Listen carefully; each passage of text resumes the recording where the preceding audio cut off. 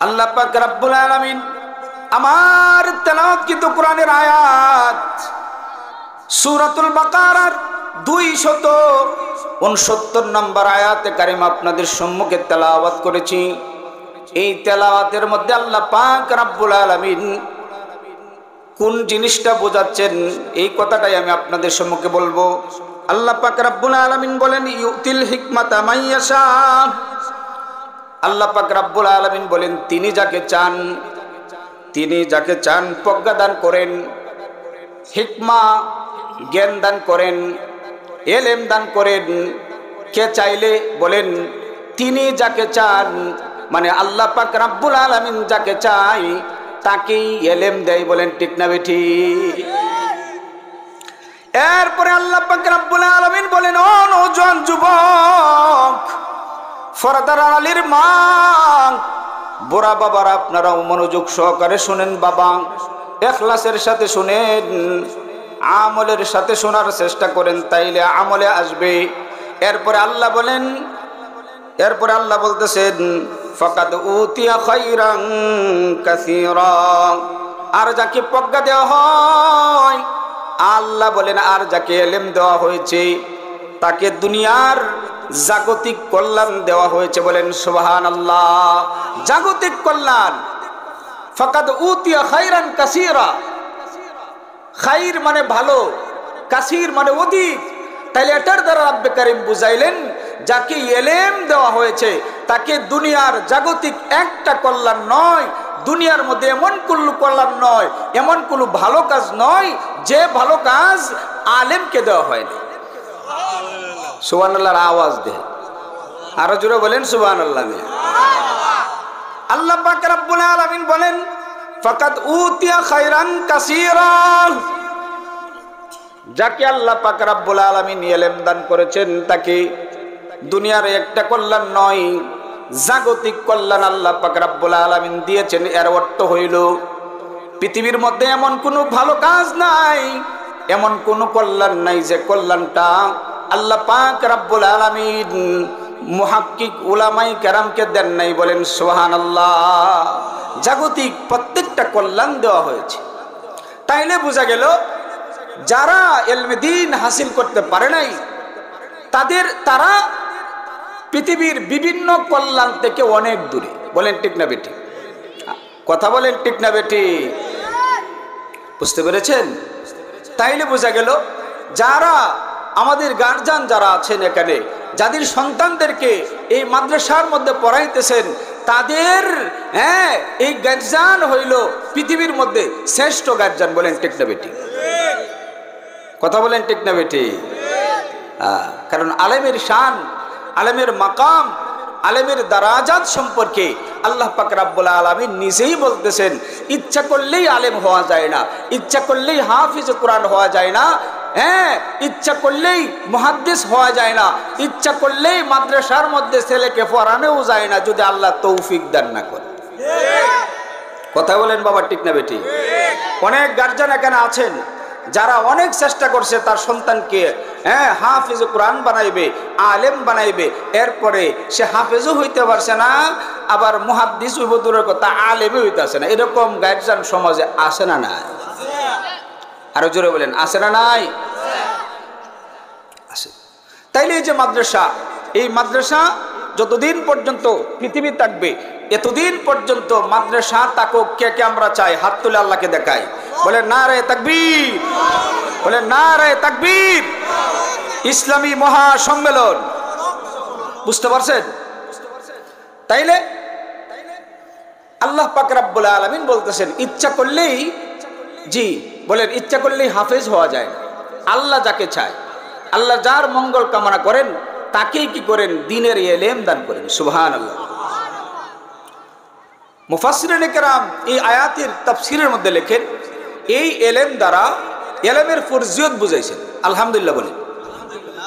এখন প্রশ্ন হইল কেন আলেমের এত দাম? কয়েকটা উদাহরণ দিই। এটার কারণ অনেক। আমার উস্তাদ এখানে বসে আছেন। আসলে আমি আগেই বলতেছি তাফসীর করার যোগ্যতা আমার নাই, এরপরে কিছু বলতেছি, তাকরার করতেছি।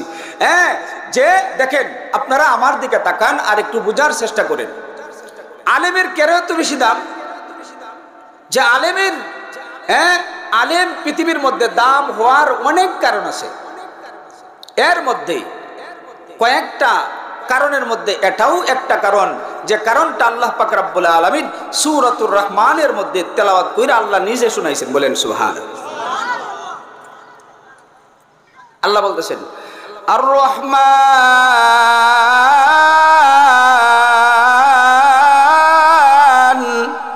আল্লাহু আকবার নাই, আল্লামাল কুরআন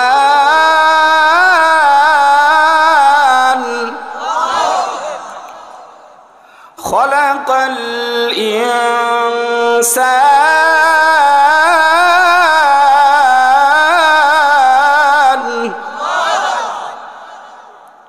আল্লাহ পাক রব্বুল আলামিন বলেন আর রহমান, দয়াময় আল্লাহ, আল্লামাল কোরআন, যিনি শিক্ষা দিয়েছেন কোরআন, খালাকাল ইনসান, যিনি সৃষ্টি করেছেন মানুষ। এখানে একটা ব্যাপার বুঝেন, মজার ব্যাপার, কোরআনের মধ্যে এত তরতিব, কোরআনটা পূর্ণাঙ্গ, কোরআনেই তরতিব অনুযায়ী আল্লাহ সৃষ্টি করছে। বলেন সুবহানাল্লাহ। কোরআনের মধ্যে তরতিবের খেলাফ কিছু নাই, কিন্তু সূরাতুর রহমান, যে সূরাতুর রহমান আল্লাহ পাক রব্বুল আলামিন ময়দানে মাহশরের দিন জান্নাতীদের সামনে নিজে আল্লাহ তেলাওয়াত করবে, এই সূরাতুর রহমানের মধ্যে বোঝা যায় তরতিবের খেলাফ। বলেন ঠিক না বেঠিক? কিভাবে? আল্লাহ বলেন দয়াময় আল্লাহ সৃষ্টি করেছেন, না মানে কোরআন শিক্ষা দিয়েছেন, কোরআন সৃষ্টি করেছেন মানুষ। এখানে বুঝেন, বলেন তো দেখি, মানুষ জন্মের আগে কি কোরআন শরীফ শিখে, না জন্মে ওয়ার পরে মাঝে যা? বাবা বুঝতেছেন বিষয়টা? আমি জন্ম নিছি, আমার উস্তাদ এখানে বসে আছেন, দুই সাইড দুই হুজুর, এরা কি এই জন্মের পরেই তোমাদের গেছে? কথা কয় না রে, মনে হয় আপনারা বুঝেন নাই। এরপরে তে আল্লাহ যেন কইল এটা কি তরতিবের খেলাফ? না, তরতিবের খেলাফ নয়। আল্লাহ পাক রব্বুল আলামিন যা বলছে তরতিব জাল্লা রক্ষা করে, এটার এক নম্বর কারণ হইল মানুষ সৃষ্টি। মানুষের দিকে তাকাও, যেখানে যে জিনিসটা তাকার দরকার আল্লাহ পাক রব্বুল আলামিন ওইভাবেই বানাইছেন। এইভাবে সৃষ্টি করা পৃথিবীর কোনো বৈজ্ঞানিক দ্বারা সম্ভব নয়। বলো ঠিক না বেঠি? চোখ যেখানে দরকার চোখ দিছে, নাক যেখানে দরকার নাক দিছে, কান দেখানো দরকার কান দিছে, তরতিব অনুযায়ী আল্লাহ পাক রব্বুল আলামিন মানুষ বানাইছে। তাইলে এই আল্লাহ এই কথা কিভাবে বললো? মুফাসসিরিনে কেরাম বলেন মানুষ আসলে সৃষ্টিগতভাবে দুই ভাবে বিভক্ত। বলেন কয়ভাবে? কথা বলবেন তাইলে বুঝাম যে কথা বুঝতে শুনেন আপনারা। বলেন কয়ভাবে বিভক্ত? আরো জোরে বলেন কয়ভাবে? দুই ভাবে বিভক্ত। একটা হচ্ছে জন্মগত বা বংশগত মানুষ, আর একটা হচ্ছে গুণগত মানুষ। আল্লাহ এই আয়াতের দ্বারা মুফাসসিরিনে কেরাম বলেন আল্লাহর কাছে জন্মগত বা বংশগত মানুষের কোনো দাম নাই, আল্লাহর কাছে গুণগত মানুষের দাম। এই জন্যই আল্লাহ পাক রব্বুল আলামিন এইভাবেই কোরআনে কারিমের আয়াত তেলাওয়াত করেছেন। বলেন সুবহানাল্লাহ। বুঝতে পারছেন? গুণগত মানুষের দাম অনেক বিশাল। আলেমের দাম কেন? এটা এক নম্বর কারণ। দ্বিতীয় নম্বর কারণ হইল, অনেক কারণের মধ্যে কয়েকটা কারণ আপনাদের কাছে আমি বলবো।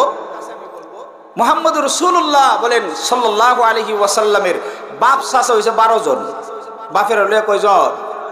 এই জোরে বলেন কয়জন? 12 জন। একটা চাচার নাম হইছে আব্বাস রাদিয়াল্লাহু তাআলা আনহু। হযরত আব্বাস রাদিয়াল্লাহু তাআলা আনহুকে সাহাবায়ে কেরাম একদিন প্রশ্ন করেছিলেন। প্রশ্ন করেছিলেন, বলেন তো, আপনি উত্তর দেন যে বলেন আল্লাহ পাক রব্বুল আলামিন পৃথিবীর মধ্যে যত নিয়ামত রাজি দান করেছেন সবচেয়ে উত্তম নিয়ামত কোনটা? সুবহানাল্লাহ বলেন। প্রশ্ন করার পরে আল্লাহর নবী বিশ্বনবী মুহাম্মদুর রাসূলুল্লাহ কি বলেন সাল্লাল্লাহু আলাইহি ওয়াসাল্লামের চাচা আব্বাস রাদিয়াল্লাহু তাআলা আনহু প্রশ্নের উত্তরে বলেছিলেন, কি বলেছিলেন? যুবক তোমরা শোনো, অফরদার আলীর মা, বুড়া বাবার আপনারাও শুনেন। তিনি বলেছিলেন, তাকে প্রশ্ন করেছিলেন আল্লাহ পাক রব্বুল আলামিন যত নিয়ামত রাজি দুনিয়ার মধ্যে দিয়েছেন সমস্ত নিয়ামতের মধ্যে উত্তম নিয়ামত কোনটা? উনি সেই সময় বলেছিলেন সবচাইতে উত্তম নিয়ামত হইল দৌলত ঈমান, ঈমানের পরে সবচাইতে উত্তম নিয়ামত হইল ইলমের নিয়ামত। বলেন সুবহানাল্লাহ। ইলমের নিয়ামত বলেন, ঈমানের পরে সবচাইতে দামি নিয়ামত হচ্ছে ইলমের নিয়ামত, যাকে আল্লাহ পাক রব্বুল আলামিন ইলম দিয়েছেন। এই জন্য আল্লাহ বলেন ফাকাদ উতিয়া খায়রান কাসীরা, জগতের মধ্যে এমন কোনো কল্যাণ নাই যে কল্যাণটা যে ইলম অন্বেষণ করেছে, ইলমে ওহীর গুণে গুণান্বিত হয়েছে, তাকে আমি আল্লাহ দেই না। আরো জোরে বলেন সুবহানাল্লাহ। বুঝতে পারছে? কারণ বর্ণনা করতেছে, কারণ এখন কয়েকটা কারণ বলি দেখেন। বেশ কিছু কারণের মধ্যে দুইটা কারণ গেছে, তৃতীয় নম্বর কারণটা আপনারা নেন। কারণের মধ্যে এটাও একটা কারণ, ওষুধ কোম্পানি দেখছেননি, ধরেন আপনারা এলাকার মধ্যে বড় বড় চাকরিজীবী আছে না নাই? কথা কয় না, আছে না নাই? আরো জোরে বলেন, আছে না নাই? দেখবেন ব্যারিস্টার হইছে, জজ হইছে, ম্যাজিস্ট্রেট হইছে, এরপরে বড় বড় চাকরিজীবী যখন রিটায়ার্ড হয়ে তখন দাম দিব দূরের কথা, শুধু বাচ্চারাও দাম দেয় না। কথা কয় বলেন ঠিক না বেটি? আব্দুল ইবনে আব্বাস বলেন, কিন্তু যখন উলামায়ে কেরাম যখন আগে ছোট কিতাব পড়া, আমার ওস্তাদ যখন এখন বোরকারি পড়ায়, তখন দেখবে তার দাম যখন সে বৃদ্ধ বয়স্ক হয়ে যায় তখন আলেমের দাম সমাজের মধ্যে বাড়ে। বলেন ঠিক না বেটি? চাকরিজীবীর যখন রিটায়ার হয়ে আগে ওসি সাহেব তার হুঙ্কারে থানা টানা কাঁপতো। কথা বলেন, যখন রিটায়ার্ড হয়ে দাম দেখে, কথা বলেন, দাম দেয়। বুঝেন যে বাবা বিষয়টা। যেমন একটা ওষুধের ব্যাপারে বলি আপনাদের, ওষুধ কোম্পানি দেখছেন না, ওষুধের একই অবস্থা। ওষুধের যখন এক্সপায়ার ডেট যখন জায়গা, তখন এই ওষুধের কোনো দাম তো তাই না। মানুষে বলে যেটা খাইলে ক্যান্সার হইব, এটা কই ফেলা ডাস্টবিনে। যখন এলেম ওলা মানুষ আগে ছোট ছোট কিতাব পড়াইছে, এরপরে অস্তে অস্তে করে সর্বোচ্চ কিতাব বুখারী মুসলিম পড়ায়, এরপরে বলেন তো দিকে তাদের দাম কমে না বাড়ে? আরো জোরে বলেন, কমে না বাড়ে? সুবহানাল্লাহ জোরে বলেন। আলেমের দাম বাড়ে, কিন্তু জজ, ওসি, ডিসি তাদের দাম রিটায়ার্ডের পরে সায়রা নাম নাই। কথা কয় না? আরো জোরে বলেন ঠিক না বেটি? যেমন ভাবে দেখেন, এই একজন মুকুটবিহীন সম্রাট আহমদ শফির নাম শুনছেন আপনারা? হুইল সেরাইছে বেচারা, এমনকি বয়স্কের এত বয়স্কের চাপ পড়ছে, বয়স 300 103 বছর হয়ে গেছে, বয়সের কারণে ভালো করে কথাও বলতে পারে না। এরপরে উলামায়ে কেরাম তার জুতা নিয়া, তার হুইল সেরে নিয়া টানাটানি শুরু করে। আলেমের দাম কত বেশি! যে আরো কয়েকটা কারণের মধ্যে একটা কারণ হইল, যখন আলেম বয়োজ্যেষ্ঠ মুরব্বী হয়ে যায় আর ছাত্র তাদের মধ্যে সুহৃদ ব্যবহার বেড়ে যায়, তাদের মহব্বত বাড়ে, কিন্তু সমাজের মধ্যে দেখবেন বড় বড় যারা লিডার পার্সন আছে তাদের মধ্যে এরকম মন মানসিকতা ভালোবাসাও তাই না। বলেন ঠিক না বেটি? যেমন ইউনিভার্সিটি কলেজের মধ্যে গেলে যখন ছাত্র এবং শিক্ষকের সাক্ষাৎ হয়ে যায়, তাইলে না ভাইয়ের একটা আসসালামু আলাইকুম দিব, আর আমার উস্তাদের সাথে যখন আমার সাক্ষাৎ হয়ে যায় তখন যত বড়ই ছাত্র, যত বড়ই মুহাদ্দিস হোক না কেন, সে দৌড় দিয়া আইসা হুজুরের জুতাটি নিয়া এত সুন্দর বিনয় আর বলবে হুজুর, হুজুর যদি বলে বাবা কি দরকার আছে জুতা নেওয়ার, এবার তা কয় হুজুর মাফ করে দিন, যে জুতা নিছি কি আমার জীবনটাও যদি আপনাকে দেই তাইলে আপনার ঋণ পরিশোধ হবে। তাইলে ইলমের কারণে বন্ধুত্ব বাড়ে, মহব্বত বাড়ে, আবার টাকার কারণে বন্ধুত্ব ছুটে। বলেন ঠিক না বেঠি? টাকার কারণে কি হয়? ছুটে, বন্ধু দূরে দেখা। আর ইলমের কারণে বন্ধুত্ব ছুটে না, আরো গড়ে, মহব্বত বাড়ে। বলেন সুবহানাল্লাহ। কয়েকটা কারণের মধ্যে আরেকটা কারণ, আব্বাস রাদিয়াল্লাহু তাআলা আনহু বলেন যে আরেকটা কারণ হইল উলামায়ে কেরাম হইল টর্চ লাইট। সুবহানাল্লাহ কয় না? উলামায়ে কেরাম কি? উলামায়ে কেরাম হইল টর্চ লাইটের মতো। টর্চ টর্চ লাইট দেখছেন না, এই যে অন্ধকার রজনীর মধ্যে আপনারা আগে তো হাঁটতেন, মুরব্বিয়ানে কেরাম যারা আছেন দেখবেন টর্চ লাইট এই প্রথম লোকটা যাকে নিয়ে যা অনেক মানুষ নিয়ে যা, বলেন ঠিক না ঠিক? আব্বাস রাদিয়াল্লাহু তাআলা আনহু বলেন উলামায়ে কেরাম হচ্ছে এই উম্মতের জন্য, এই জাতির জন্য টর্চ লাইটের মতো। তারা তো কোনটা হালাল কোনটা বেহালাল, কোনটা জায়েজ কোনটা নাজায়েজ এটা জানে। এই যে বর্তমানে সাদপন্থীরা যারা আছে, বুঝেন নাই, সাদ সন্ত্রাসী বাহিনী, তারা যে অত্যাচারটা করছে, কিছু মানুষ ঘুমন্ত অবস্থায় শুয়ে রয়েছে, এরা রাত্রির নিশীতে আয়সা তাদেরকে ইচ্ছা মতো ফিরাইছে সন্ত্রাসী বাহিনী, বলেন ঠিক না বেঠি? বুঝেন নাই বিষয়টা? এরা এই যে তাবলিগ করে, বলেন তো দি এটা কি কোনো তাবলিগের দ্বারার মধ্যে পড়ে? আরো জোরে বলেন পড়ে? পড়ে? আপনারা বলেন পড়ে? তাইলে যে কথা বলতেছি যে উলামায়ে কেরামের সাথে উলামায়ে কেরাম হলো টর্চ লাইট। আর ওহন ডক্টর বক্তর যারা আছে, বুঝেন না, ইঞ্জিনিয়ার, এরা ওহন আমির হইয়া একেবারে কি রে অবস্থা, বকর অবস্থা হয়ে দিতেছে, বুঝেন নাই? না না না না না, আসলে উলামায়ে কেরাম হইল কি দুনিয়ার টর্চ লাইট, দুনিয়ার আলু। আপনি কোন জিনিসটা বলেন তো দেখি? সাদ পন্থীরা যে এরা পথভ্রষ্ট, এটা কে শিখাইছে? আলেমরা। বলেন কে শিখাইছে? আলেমরা। কোনটা কিভাবে আপনি উজু করবেন, কিভাবে নামাজ পড়বেন, কিভাবে কি করবেন, এইগুলো সমস্যার সমাধান কে দিছে? আরো জোরে বলেন কে দিছে? আলেমরা। তা আলেমের সাথে থাকবেন তো ইনশাল্লাহ। তো এইভাবে বহু কারণ আছে ভাই। এই জন্য আল্লাহ পাক রব্বুল আলামিন বলতেছেন যে ইউতিল হিকমাতা মান ইয়াশা ওয়া মান ইউতাল হিকমাতা ফাকাদ উতিয়া খায়রান কাসীরা। আল্লাহ বলেন তিনি যাকে চান, মানে আল্লাহ যাকে চান, আল্লাহ যাকে চায় তাকেই আল্লাহ পাক রব্বুল আলামিন প্রজ্ঞা দান করেন, ইলম দান করেন। আর আল্লাহ পাক রব্বুল আলামিন যাকে ইলম দান করেছেন তাকে জাগতিক সমস্ত কল্যাণ আল্লাহ দিয়েছেন, বলেন সুবহানাল্লাহ। এখন প্রশ্ন হইল, হাদিসটা যেটা বললাম, আল্লাহ রাসূল বললেন তলাবুল ইলমি ফরিদাতুন আলা কুল্লি মুসলিম। দ্বীনি ইলম শিক্ষা করা প্রত্যেকটা মুসলমান নর নারীর উপর ফরজ। বলেন কি? আরো জোরে বলেন কি? ফরজ। এখানে ফরজিয়ত অনুযায়ী ইলম শিক্ষা করা আমার জন্য ফরজ, হুজুরের জন্য ফরজ, আপনার বিবির জন্য ফরজ, আফ্রিকার জন্য যারা মুসলমান আছে এরার জন্য ফরজ, বলেন সুবহানাল্লাহ। নামাজ পড়লে বুঝেন নাই কতটুকু কয়েকটা সূরা যে জানা, সূরা ফাতিহা সুন্দরভাবে মস্ক করা, এটা জানা শুধু মুফতি ওয়ার লাগবো না, এতটুকুন জানা ফরজিয়ত পরিমাণ ইলম শিক্ষা করা আমার জন্য ফরজ, আপনার জন্য ফরজ, আপনার ছেলের জন্য ফরজ, আফ্রিকার মুসলমানের জন্য ফরজ, বলেন ঠিক না বেঠিক? এটা কি বলেন? হালাল হারাম, হালাল হারামের ইলম আমার জন্য ফরজ শিক্ষা করা, আপনার জন্য ইলম শিক্ষা করা ফরজ, বলেন ঠিক না বেঠিক?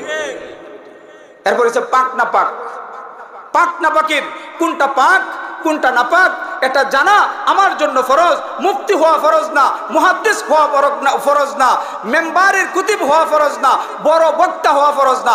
ফরজ হইল পাক না পাক, কোনটা পাক কোনটা না পাক এটা নির্ণয় করার ইলম আমার জন্য ফরজ, আপনার জন্য ফরজ, তাম পৃথিবীর মধ্যে যত মুসলমান নরনারী আছে সবার জন্য ফরজ। যদি আপনি এগুলো না শিখেন তাইলে ফরজ তরকের গুনাহগার হইব। হুজুর তো এখানে বসা, বলেন কিসের গুনাহগার হইব? ফরজ তরকের গুনাহ হতেই থাকবে, হতেই থাকবে, হতেই থাকবে। আপনার সন্তানকে যদি আপনি শিক্ষা না দেন তাইলে ফরজ তরক করার গুনাহগার আপনি হইতেই থাকবেন। আপনার সন্তানকে আপনি মিনিস্ট্রেট বানাইলেন, আপনার সন্তানকে আপনি জজ বানাইলেন, আপনার সন্তানকে আপনি দুনিয়ার জাগতিক শিক্ষায় শিক্ষিত করলেন, কিন্তু আপনার সন্তান হালাল হারাম কোনটা, পাক না পাক কোনটা, জায়েজ নাজায়েজের এই মাসলাগত ফরজিয়ত অনুযায়ী ইলম সে শিক্ষা করতে পারে নাই, আপনি শিক্ষা দিতে পারেন নাই, আমি বলবো আপনি দুনিয়ার মধ্যে হইলেন সবচাইতে খারাপ মা বাপ, বলেন ঠিক না বেঠিক? ব্যর্থ মা বাপ, ব্যর্থ।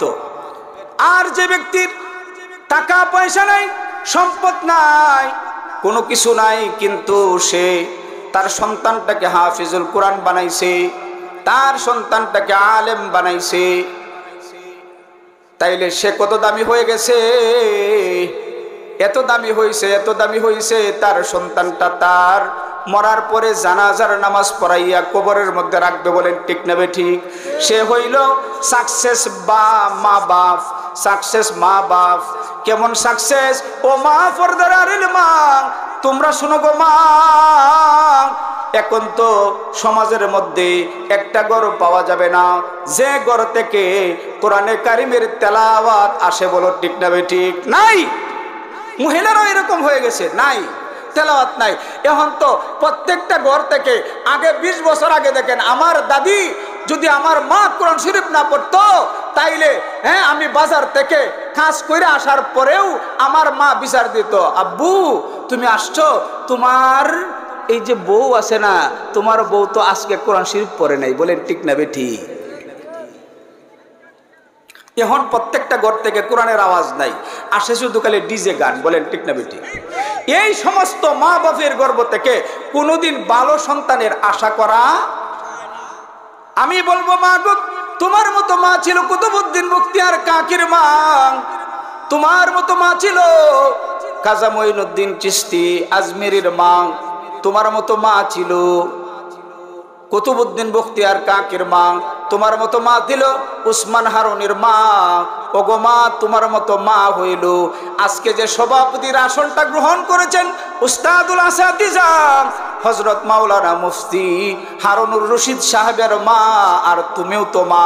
একটু কল্পনা করো, মনেরে বুঝাও আমি কি করলাম, আর সেই মার গর্ভ থেকে কি সন্তান হইল। সুবহানাল্লাহ বলে। ও মা, তুমি যদি ভালো হয়ে যাও তাইলে তোমার গর্ভ থেকে সুসন্তান পৃথিবীর মধ্যে আসবে, খাজা মঈনুদ্দিন চিশতির মতো সন্তান আসবে, উসমান হারুনের মতো সন্তান আসবে, কুতুবউদ্দিন বখতিয়ার কাকির মতো সন্তান আসবে। আর মা যদি খারাপ হয়ে যায়, পৃথিবীর একটা ইতিহাস নাই মা খারাপ ভালো সন্তান হয়েছে, নাই। কিন্তু বহু বহু ইতিহাস এরকম আছে, বাপ খারাপ, বাপ ছিল সন্ত্রাস, মা ভালো হওয়ার কারণে যুগ শ্রেষ্ঠ আল্লাহ ওয়ালা তার গর্ভ থেকে দুনিয়ার মধ্যে আসছে। সুবহানাল্লাহ জুড়ে বলেন। এই জন্য আমি বারংবার ওয়াজের মধ্যে বলি, ফ্যাক্টরি যেমন মালামাল, কথা কয় না রে, ফ্যাক্টরি যেমন মালামাল তেমন মা যেমন, ফ্যাট যেমন, এর মৃত্যু বাঁচুইব। সারা দিন আপনার খালি ডিজে সিনেমা, খালি এই নাই নাই দেখবেন, বড় বড় VCR টিভি, জি বাংলা টি বাংলা দেখবেন, আবার মনে মনে আশা করবেন আমার সন্তানটা যুগ শ্রেষ্ঠ হাফেজ হইতো। কথা বলেন ঠিক না বেঠিক? এই আরো জোরে বলেন ঠিক না বেঠিক? সম্ভবই না, বুঝেন নাই?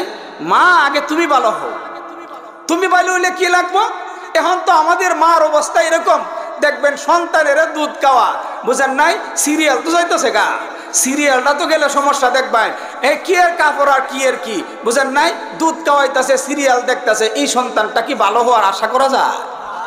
কিন্তু ইতিহাস পড়েন, কাশকুল নামক কিতাবের মধ্যে মুফতি শফি রহমাতুল্লাহি আলাইহি একটা চমৎকার বাবা ঘটনা এনেছেন, আপনারা বাবা মন দিয়ে শুনেন। তোমরাও তো মা আর সেও তো ছিল মা। কুতুবউদ্দিন বখতিয়ার কাকি রহমাতুল্লাহি আলাইহি আম্মার ঘটনা এনেছেন। কোন মায়ের গর্ভ থেকে কুতুবউদ্দিন বখতিয়ার কাকি আসলেন? কুতুবউদ্দিন বখতিয়ার কাকির আম্মা কেমন ছিল গো মা, এখন তোমরা কেমন, তোমরা একটু একটা পার্থক্য করো, তমিজ লাগাও। কুতুবউদ্দিন বখতিয়ার কাকি রহমাতুল্লাহি আলাইহির আম্মা সকাল বিকাল কোরআনে কারিম তেলাওয়াত করত, এমন ভাবে শফি রহমাতুল্লাহি আলাইহি উনি ওনার কিতাবের মধ্যে উল্লেখ করেছেন, যখন কুতুবউদ্দিন বখতিয়ারের মার গর্ভ থেকে কুতুবউদ্দিন বখতিয়ার রহমাতুল্লাহি আলাইহি দুনিয়ার মধ্যে আসলেন, 18 পারা কোরআনের হাফেজ হইয়া দুনিয়ার মধ্যে আসছে।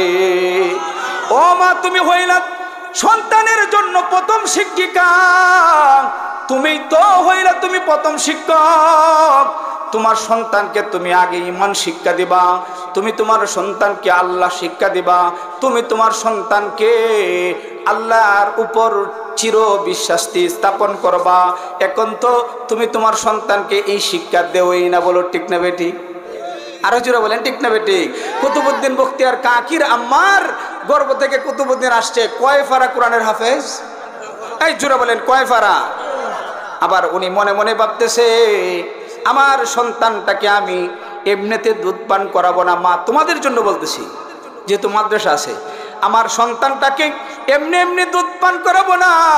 মুফতি শফি রহমাতুল্লাহ আলাইহি উনি ওনার কিতাবের মধ্যে লেখেন, কুতুবউদ্দিনের মা বলতেছে, আমি পবিত্রতা হাসিল করিয়া পর্দায় তাকিয়া আমি আমার কুতুবউদ্দিনকে দুধ পান করাবো।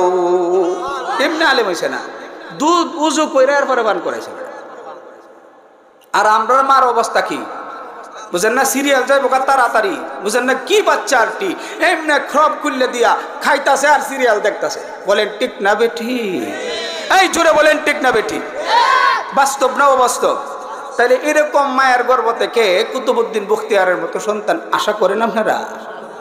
কথা কয় না রে যুবক, আশা করেন? আশা করেন জানা এখন তো এই মা কেমন হয়েছে দেখেন। আমি একটা গজালের একটা অংশ বলে আমি দেখেন, হ্যাঁ, যুবকরা লাল করতেছি, যুবকরা লাল, যুবকরা তো কালে করবো, বুঝেন নাই?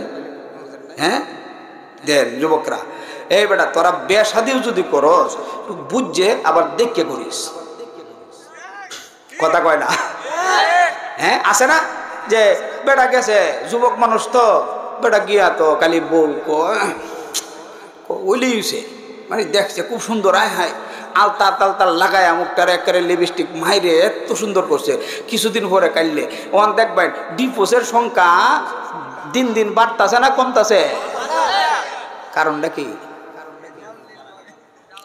হ্যাঁ লাল লীল লাগা, বুঝেন নাই? এখন তো এমন ইসমু পাউডার সাউডার বাড়িয়েছে যে পাউডার সাউডার দিলে এমনি অবস্থা খারাপ। কথা বলেন ঠিক না বেটি?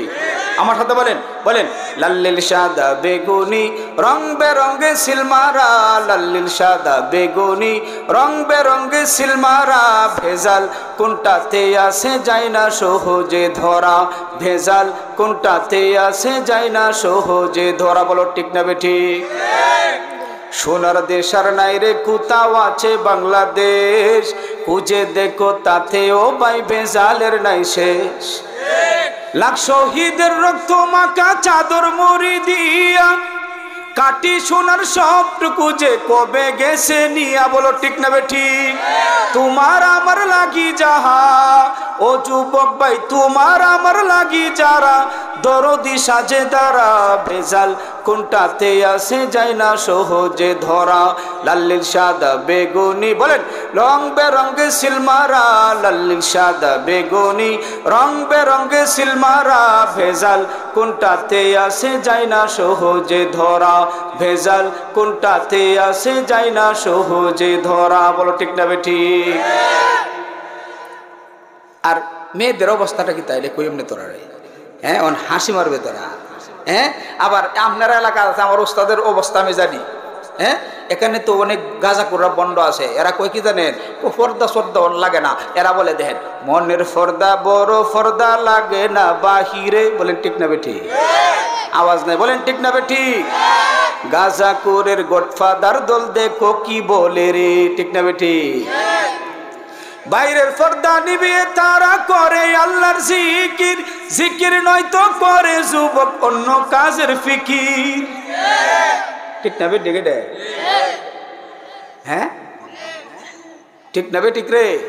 এরকম সমাজে কম না বেশি? রোগী কম না বেশি? মনের পর্দা কয়টা বলে বড় পর্দা কিচ্ছু লাগে না, এরকম সমাজে ভণ্ড সমাজের মধ্যে কম না বেশি? হ্যাঁ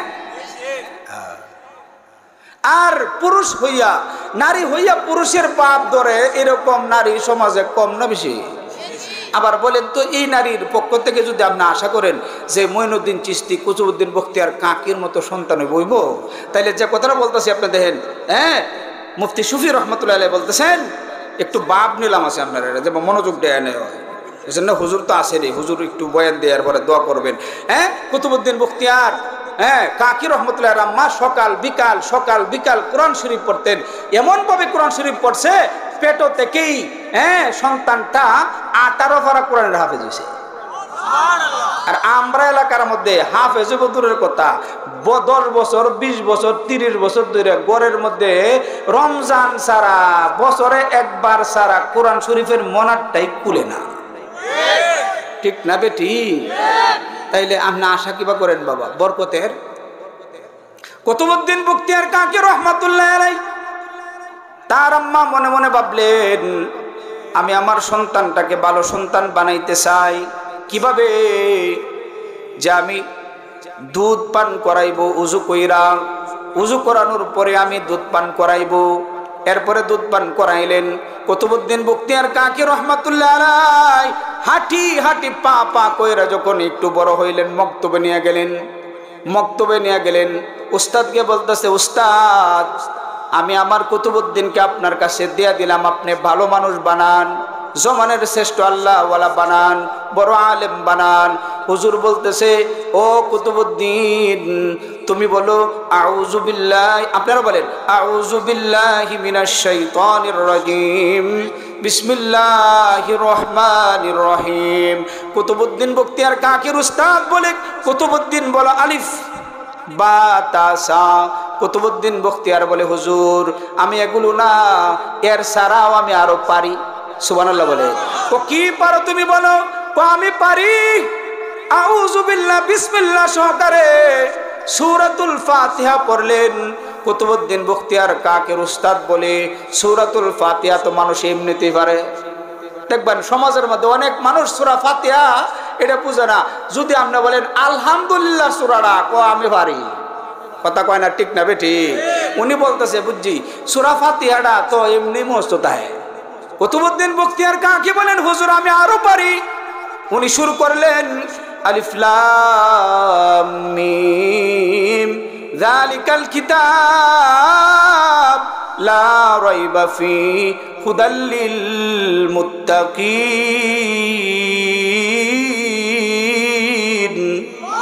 এভাবে পড়তে পড়তে 18 পারা শেষ। আল্লাহু আকবার বলেন। কুতুবউদ্দিন বখতিয়ার কাকি রহমাতুল্লাহ আলাইহির আম্মা কুতুবউদ্দিন বখতিয়ার কাকির উস্তাদ মনে মনে নারাজ হয়ে গেলেন। মনে মনে ভাবতেছে, কুতুবউদ্দিনের আম্মা আমার সাথে কি আচরণটা করলো, এই আচরণটা ভালো হয়েছে না। ওনার ছেলে কোরআন শরীফ পারেই কেন আমার কাছে মক্তবে পাঠাইলো? আমার মনে হয় এটা মনে হয় আমার ইমামতি খাইব। কথা বলেন ঠিক না বেটি? হুজুর রাগে কুফে সাক্ষাৎ করলেন। পর্দার আড়াল থেকে বলতেছে, মা তোমার সন্তান কোরআনের তেলাওয়াত পারেই তাইলে আমার কাছে কেন পাঠাইলেন? হুজুর আমার জানা নাই, আমার জানা নাই। ওহো, আমার মনে ধারণা, প্রবল ধারণা হয়, আমি যখন কুতুবউদ্দিন আমার গর্বে আসছে তখন আমি বেশি বেশি কইরা কোরআন কারীমের তেলাওয়াত করতাম, এই কারণেই হয়তোবা সে 18 পারা কোরআনের হাফেজ হয়ে গেছে। কত বেশি তেলাওয়াত করছে রে ভাই। হ্যাঁ, আর আমাদের অবস্থাটা কি? এই আমাদের অবস্থাটা, আমাদের মায়ের অবস্থাটা কি? হ্যাঁ, এই যে কয়েছে আসল রূপ, আমাদের মাদের অবস্থা কি?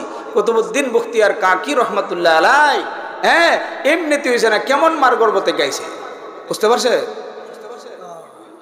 অনেক ঘটনা এরকম আছে। হ্যাঁ, আমরা তো কিছুই বুঝি না।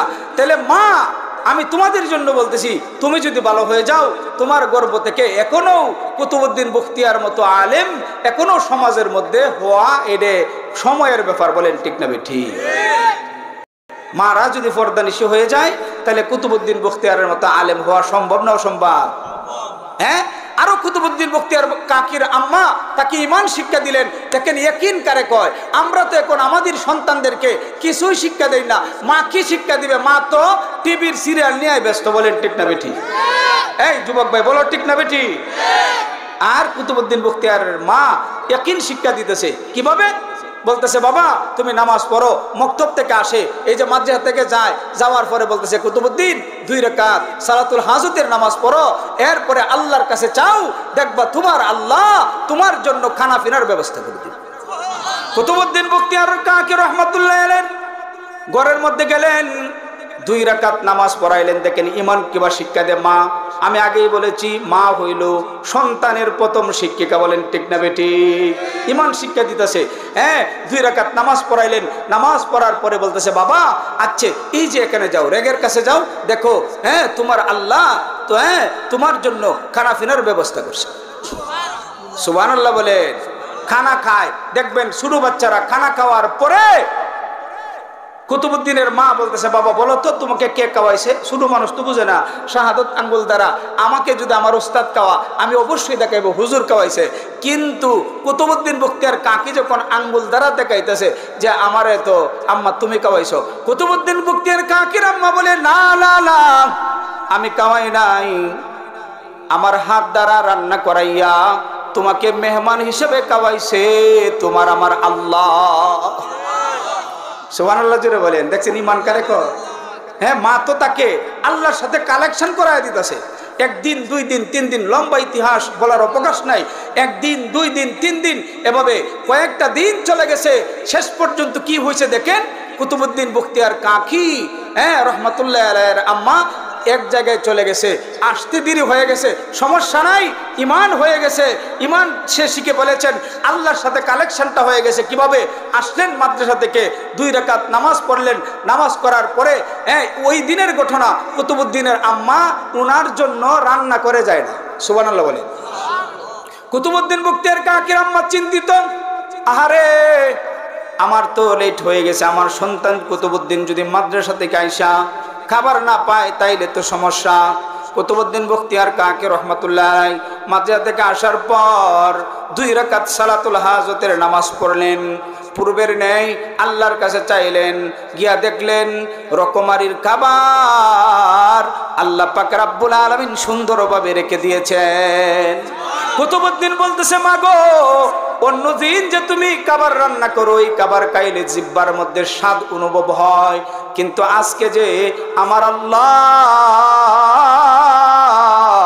আমাকে খাবারটা খাওয়াইছেন, ওই খাবারটা শুধু জিহ্বার দ্বারা স্বাদ লাগে না রে মা, পশমে পশমের দ্বারা স্বাদ অনুভব হয়। ওগো মা, আমার মন চাইছিল কিছু খাবার তোমার জন্য রেখে দেওয়ার জন্য, কিন্তু রাখতে পারি নাই। এত মজাদার খাবার, যে খাবার খাইলে জিহ্বা মজা লাগে, শরীরের পশম দ্বারাও মজা বাইর হয়, লোভ সামলাইতে পারে নাই মা, আমি খেয়ে ফেললাম। কুতুবুদ্দিনের কাকির বখতিয়ারের মা বলতেছে, সন্তান হয়ে গেছে, আল্লাহ আসিরা হয়ে গেছে, আল্লাহর সাথে তোমার কালেকশন হয়ে গেছে, আর কোনো চিন্তা নাই। বলেন আল্লাহু আকবার। আর আমাদের কি অবস্থা? এই বলেন আমাদের কি অবস্থা? আমাদের অবস্থা খুব খারাপ না? আরো জোরে বলেন, খারাপ কিনা? খারাপ। আমাদের অবস্থা খুবই খারাপ, জঘন্যতম খারাপ। আমাদের অবস্থা খুব খারাপ। এভাবে অনেক ঘটনা এনেছেন। যে মাশায়েখে চিশতি একটা কিতাব আছে, শাইখ জাকারিয়া কান্দলবি রহমতুল্লাহ আলাইহি এই কিতাবের লেখক। এই কিতাবের মধ্যে আরো চমৎকার একটা ঘটনা এনেছেন মঈনুদ্দিন চিশতি রহমতুল্লাহ আলাইহি সম্পর্কে। যে মঈনুদ্দিনের চেহারা দেখা ওই কিতাবের মধ্যে লেখা 90 লক্ষ হিন্দু চেহারা দেখে মুসলমান হয়ে গেছে। আরো জোরে বলেন, কয় লক্ষ হিন্দু? 90 লক্ষ হিন্দু। কয় লাখ? 90 লাখ। কি দেখা? চেহারা দেখা। একদিনে ওনার আব্বার নাম মঈনুদ্দিন চিশতি আজমিরি রহমতুল্লাহ আলাইহির আব্বার নাম হইল গিয়াসউদ্দিন। বলেন তার আব্বার নাম কি? 7 বছরে আব্বার দ্বারা তাইকা বুঝেন নাই কোরআনের হাফেজ হয়েছে। সুবহানাল্লাহ বলে। এখন তো খাজার নামে টান মারে কুলকি, এরা বুঝেও না খাজা যে কি আছেন। সুবহানাল্লাহ বলেন। উনি হাফেজ আছেন, মাওলানা আছেন, তাসাউফের অনেক বড় মানুষ আছেন। দেখেন এরপরে উসামউদ্দিন বুখারী রহমতুল্লাহ আলাইহির কাছে ওনার আব্বা পাঠাইলেন। 7 বছরে উনি বুখারী শরীফ পড়লেন। বলেন সুবহানাল্লাহ। একটু শুনেন উনি যে কি ছিল দেখেন। আমরা তো খাজার ভক্ত সবাই, ইতিহাস তো জানি না, বুঝেন নাই। এরপরে উসামউদ্দিন বুখারী রহমতুল্লাহ আলাইহি শেষ করার পরে কো বাবা যাও, তুমি তো দাওরা হাদিস পড়ছো। হুজুর আমার আরো এলেম শিক্ষার বাকি আছে। কার দ্বারা পাঠানো যায়? এরপরে উসামউদ্দিন বুখারী রহমতুল্লাহ আলাইহি মঈনুদ্দিন চিশতি রহমতুল্লাহ আলাইহির চেহারা দেখে বুঝলেন যে আল্লাহ উনার কাছ থেকে অনেক বড় দিনের খেদমত নিবে। বলেন সুবহানাল্লাহ।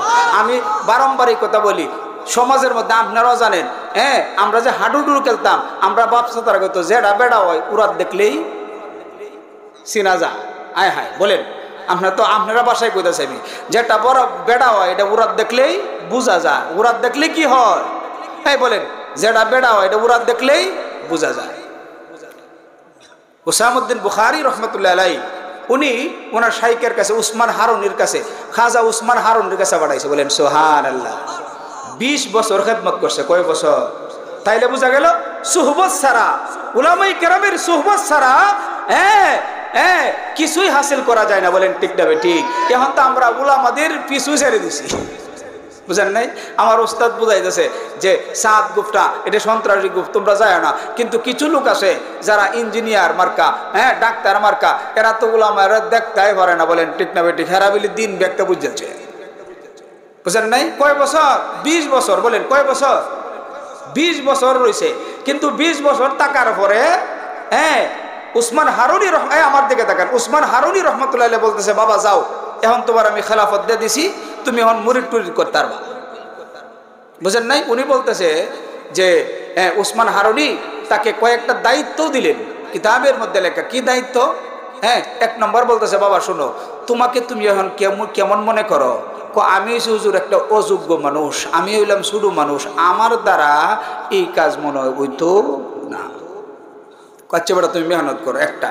2 নম্বর হয়েছে, বাবা তুমি কি কাজ করবা জানো? আমরা উস্তাদরা আমরা এই কাজ করা। আজকে থেকে তোমার দায়িত্ব হয়েছে রান্না বাড়ার বাবুসির কাজ। সুবহানাল্লাহ বলে। আমরা হলে বলে যে করতাম না, পরীক্ষা নিতেছে বেটা, পরীক্ষা। কি করবা? রান্না করবা, যারা আইব আমার সবার রান্না করে খাওয়াইবা। আর কি করবা?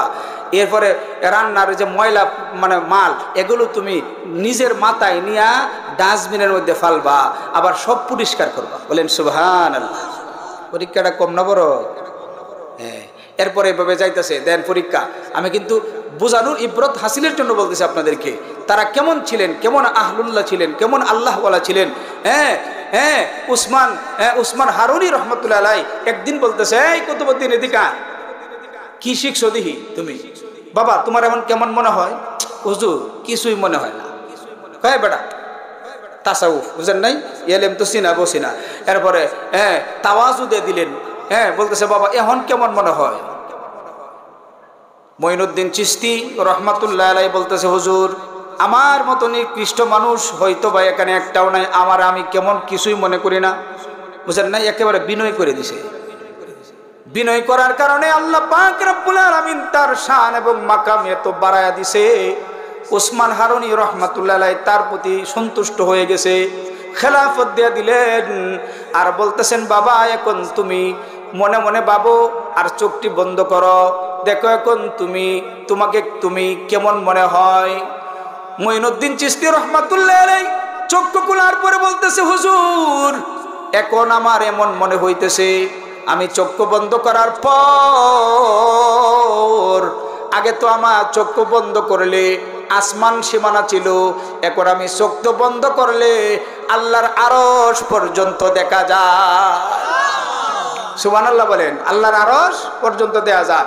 উসমান হারুনি কো, এখন বেড়া তুই একেবারে আসল ভাবে গড়া হইছে, তোমাকে সুন্দরভাবে গড়ছি, এখন তোমার পরীক্ষা কোথায় পাঠাইবে? ভারতবর্ষে বাড়াইছে পিতৃরাজের বিরুদ্ধে জিহাদের জন্য। বলেন সুবহানাল্লাহ। মিশনটা দেন কই দিছে? পিতৃরাজ ভারতবর্ষের একটা জালেম শাসক, তার বিরুদ্ধে পাঠাইলেন একা মঈনুদ্দিন রে। আস্তে আস্তে আস্তে প্রতি মধ্যে আসে, আমার ওস্তাদ আসতেছে, আরেকজন জয়েন্ট হয়, আরেকজন জয়েন্ট হয়। এভাবে পিতৃরাজের বাড়িতে আস্তে আস্তে কাছারির কাছে আস্তে আস্তে 360 জন হয়েছে। কয়জন হয়েছে? এই জুড়ে বলেন কয়জন? আবার উসমান হারুনি তাকে একটা মাটি দিছে, কিছু মাটি। বলতেছে, বাবা এই মাটির গ্রানের সাথে যে মাটির গ্রান মিলবে ওই জায়গার মধ্যে তুমি তোমার আসন গাড়বা। সুবহানাল্লাহ জুড়ে বলেন মিয়া। হুজুর তাইলে আমারে যদি মারে, কয় বেটা কি মারবো বেটা? আমি দোয়া করব আল্লাহ পাক রব্বুল আলামিন তোমার দ্বারা ইসলামের বড় খেদমত নেবে। একজন পর একজন, একজনের পর একজন, একজনের পর একজন, আস্তে আস্তে আস্তে ফদ্দে যায় আর আসতেছে সবাই আল্লাহ ওয়ালা। 360 জন আল্লাহ ওলি এক হইছে। বলেন কয়জন? এই জুড়ে বলো কয়জন? 360 জন আল্লাহর ওলি আসছে। কই? পিতৃরাজের বাড়ি। যে পিতৃরাজ আল্লাহওয়ালাদেরকে দেখবে দূরের কথা, মুসলমানের নামে শুনতে পারে না। কথা কইন ঠিক না বেটি? শুনতে পারে না, মুসলমান দেখলেই চুলকানি উঠে। এটারে সিধা ওরাল কারে ভাড়াইছে দে, বুঝেন না? আইছে আবার কই আসছে, হ্যাঁ আনার সাগর, একটা পুষ্কুনির নাম দিছে আনার সাগর। আয়নাগরও কয়ডারে আয়না সাগরও বলে, আনার সাগর একটা পুষ্কুনির নাম দিছে। এই সাগরের পাশে বিশাল বড় মাঠ, এই মাঠের মধ্যে 360 জন আউলিয়া, হ্যাঁ তাদের সর্দার মঈনুদ্দিন চিশতি রহমতুল্লাহ আলাইকে নিয়া এরা এক একটা তাবু গাড়ছে, একটা তাবুর মধ্যে একজন, একটা তাবুর মধ্যে একজন, এভাবে গড়ছে। গড়ার পরে হ্যাঁ এই যে পৃথ্বীরাজ কবর হয়েছে, কবর হওয়ার পরে 44 তাড়াতাড়ি করছে, তোমরা যদি এখন না যাও তাইলে আমার যে বাহিনী আছে এরার দ্বারা একেবারে সোজা ওরা, বুঝেন নাই? মঈনুদ্দিন চিশতি রহমতুল্লাহ বলতেছে কখনো সম্ভব না, আমরা এখানেই থাকবো, এখানেই থাকবো, এখানেই থাকবো। বলেন ঠিক না বেঠি? কি হয়েছে? পৃথ্বীরাজ রাগ হইয়া সব বাহিনীরে বাড়াইছে। সবাই আগে তো এখন তো পরমাণু বোমা টুমা আসেনি, এবেলা তো এটা নাই, বুঝেন নাই? কি তীরান্তাজ বাহিনী আছে তীর লইয়া, কিন্তু ঘটনা তো উল্টা। তীর মাঝে 360 জনের কাছে, একটাও সোজা যায় না। একটা সাগরের মধ্যখানে পড়ে, একটা উপরে যায়, একটা নিচে যায়। আল্লাহু আকবার বলে। রাকে আল্লাহ মারে কে?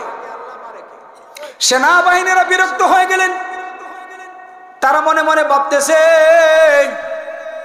যে বড় সাধক তাদের সাথে যুদ্ধ করে পারবো না, কারণ আমাদের ক্ষমতা শেষ। হাজার হাজার তীর মারে, কিন্তু একটা তীরও 360 জন আল্লাহওয়ালার কাছেও যায় না। বলেন আল্লাহু আকবার, জোরে বলেন আল্লাহু আকবার। এক একটা তীর মারে খালি আঁকা বাঁকা হয়ে খালি সাগরে পড়ে, আনার সাগরে, বুঝেন নাই? এক পর্যায়ে বাহিনীর যারা লিডার এরা কইতাছে যে আমরা দ্বারা সম্ভব না, পারতাম না যুদ্ধ। তখন তো ষড়যন্ত্র শুরু করছে, তাহলে কি করা? হ্যাঁ মঈনুদ্দিন চিশতি বলে যাইতাম না। এক পর্যায়ে বুঝেন নাই, এক পর্যায়ে তারা বুঝছি এভাবে কাজ হইতো না, তাইলে অন্যভাবে কাজ করা লাগবো। এরা তো জাদু মন্ত্র করছে, আসলে কি জাদু করছে? হ্যাঁ এটা হচ্ছে আল্লাহ, আল্লাহ ওয়ালাদের কেরামত। বলেন সুবহানাল্লাহ। আর আল্লাহর ওলিদের কেরামত এটা সত্য, সুবহানাল্লাহ বলে, বুঝেন নাই? এখন পৃথ্বীরাজ বলতেছে বুঝছি জাদু করছে, তো জাদুর মোকাবেলা জাদু দিয়ে করণ লাগবো। ভারতবর্ষের মধ্যে 2টা জাদুঘর সবচেয়ে নামি দামি আছে, একটা হইছে জয়ফাল আর একটা হইছে কালা পাহাড়। নাউজুবিল্লাহ বলে। পৃথ্বীরাজ বলতেছে তাদেরকে খবর দাও। কালা পাহাড়কে খবর দিলেন, জয়পালকে খবর দিলেন মোকাবেলা করার জন্য। পৃথ্বীরাজ বলতেছে ও কালা পাহাড়, ও জয়পাল, তোমরা যদি তাদেরকে সরাইতে পারো তাইলে অনেক মুনাফা তোমাদেরকে দান করব, হাজার হাজার লক্ষ লক্ষ টাকা তোমাদেরকে উপঢৌকন হিসাবে দেয়া দিব। তারা বলল কোনো সমস্যা নাই, বুঝেন নাই? এর মধ্যে জয়ফাল যেটা, এইটা মঈনুদ্দিন চিশতি রহমতুল্লাহ আলাইহির চেহারা দেখাই বলতেছে আয় হায় রে, যে চেহারা, এটা তো জাদুঘর হইতে পারে না। হ্যাঁ উনার সম্পর্ক হইল উপরে ওলার সাথে, আল্লাহর সাথে। বলেন সুবহানাল্লাহ। কিতাবের মধ্যে আসছে জয়ফাল মুসলমান হয়েছে। আল্লাহু আকবার বলেন। জয়ফাল মুসলমান। কালা পাহাড় বলতেছে রে যে কোনো মূল্যে বার হরা। কিভাবে? কালা পাহাড় বলতেছে যে কোনো মূল্যেই আমি তাকে বিদায় করব। এই কথা বলিয়া সে জাদু শুরু করলো। জাদু কি? জাদু দিয়া সে উপরে উঠতে শুরু করলো। যখন উপরে উঠতেছে মঈনুদ্দিন চিশতি রহমাতুল্লাহ আলাইহি, এখন তো জুতার যুগ না, সেই সময় যুগটা ছিল করমের যুগ। 2টা করমকে হুকুম দিলেন যে এই যে কালা পাহাড়ের সিধা কর। 2টা জুতা করম গিয়া এমন ভাবে ফিডা দিতেছে, ফিডাইতে ফিডাইতে কালা পাহাড়ের মঈনুদ্দিন চিশতি রহমাতুল্লাহ আলাইহির পায়ের কাছে আনলেন। বলেন সুবহানাল্লাহ। একেবারে মরার ফটো অর্ধেক মেরেছে, বুঝেন না বিষয়টা? কয়টা তো হল্লাম না, কি করা? হ্যাঁ এই পর্যায়ে জয়ফাল বলতেছে তোমরা তাহ, কিন্তু আমার আনার সাগর যাচ্ছে পুকুরটা, এই পুকুর থেকে তোমরা পানি পান করতে পারবা না। মঈনুদ্দিন চিশতি বলতেছে পানি পান করার দরকার নাই। এই বলিয়া ওনার একটা মস্ক ছিল, বুঝেন নাই? হ্যাঁ একটা উজু করার একটা পাত্র ছিল, এই পাত্রটা ডুবাইছে। ভাই আল্লাহু আকবার। আউলিয়াদের কেরামত কি, এটা আল্লাহর পক্ষ থেকে আসে। এই পাত্রটা যখন পুকুর থেকে ডুবাইলেন, সমস্ত পানি পাত্রের মধ্যে আইটা গেছে। আনার সাগর ফুসকুনি শুকায় গেছে। এই কেরামত দেখা 90 লক্ষ হিন্দু কালিমা পড়ে মুসলমান। আরো জোরে বলেন সুবহানাল্লাহ। কি মনে করেন এখন তো জয়ফাল বলতেছে, জয়ফাল জয়ফাল শেষ করে দিতা, এই শেষ করতা না, হুজুর আছে তো শেষ করে দেন। এই জয়ফাল বলতেছে, দেন জয়ফাল বলতেছে বুঝছি, এখন তো ওনার সাথে কোনোভাবে ফারা যাইতেছে না, কি করা বুঝেন নাই? কাছে যায় ফাওয়া তো দূরে দিই হুজুরের সাথে নিয়ে একটা আপোষ নি করতারি, বুঝেন নাই? আপোষ কি বলতেছে, হুজুর বুঝছি আপনি তাড়াতাড়ি আমরা জীবনে এটা করতাম না, আপনি কি করেন হুজুর পানিটা আপনারা ফিরাইয়া দেন, যদি পানি না ফিরাইয়া দেন তাইলে এই কেরামতি দিকে তো ভারতবর্ষের একটা হিন্দু থাকতো না, সব মুসলমান।